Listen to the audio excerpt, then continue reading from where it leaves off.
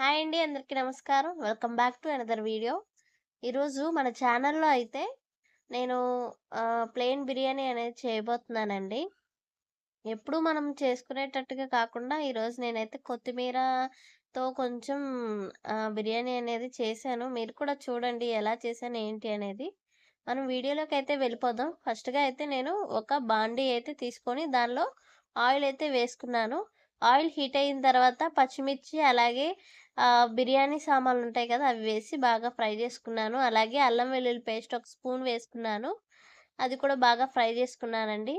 Next నేనైతే ముందుగా నేను చెప్పాను కదా! కొత్తిమీర అలా కొన్ని నేనైతే పేస్ట్ చేసుకొని బిర్యానీలోకైతే నేను గ్రైండ్ చేసుకున్నానండి.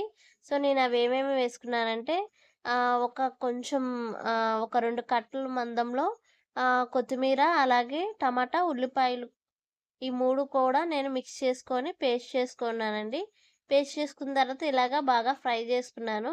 ఇది బాగా పచ్చివాసన పోయేంత వరకు ఫ్రై అయిన తర్వాత నేనైతే ఒక హాఫ్ స్పూన్ అయితే కారం వేసుకొని బాగా ఫ్రై చేసుకుంటున్నానండి.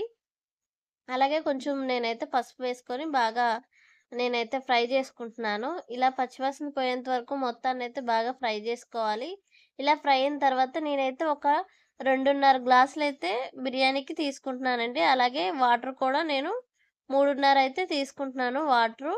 అలాగే సరిపడినంత సాల్ట్ కూడా వేసుకుంటున్నాను. ఎసరు బాగా మరిగిపోయిన తర్వాత మనం కడిగి పెట్టుకున్న రైస్‌నైతే వేసేసుకొని మూత పెట్టుకున్నా అండి. హై ఫ్లేమ్‌లో పెట్టుకొని ఒక 5-10 మినిట్స్ అలా చూసుకుంటే బిర్యానీ అనేది రెడీ అయిపోయిందండి. ఎప్పుడూ ఒకలాగే కాకుండా అప్పుడప్పుడు ఈ విధంగా చేసుకుంటే అంటే ఎప్పుడు మనం చేసుకున్న వైట్ కలర్‌లో ఉంటుంది కదా! కలర్ చేంజ్ అయితే తినటానికి కూడా చాలా ఇంట్రెస్ట్ చూపిస్తారు పిల్లలైనా, ఎవరైనా. సో, ఈ విధంగా మీరు కూడా ట్రై చేయండి. మరిన్ని వీడియోస్ కోసం మన ఛానెల్‌నైతే ఖచ్చితంగా సబ్స్క్రైబ్ చేయండి.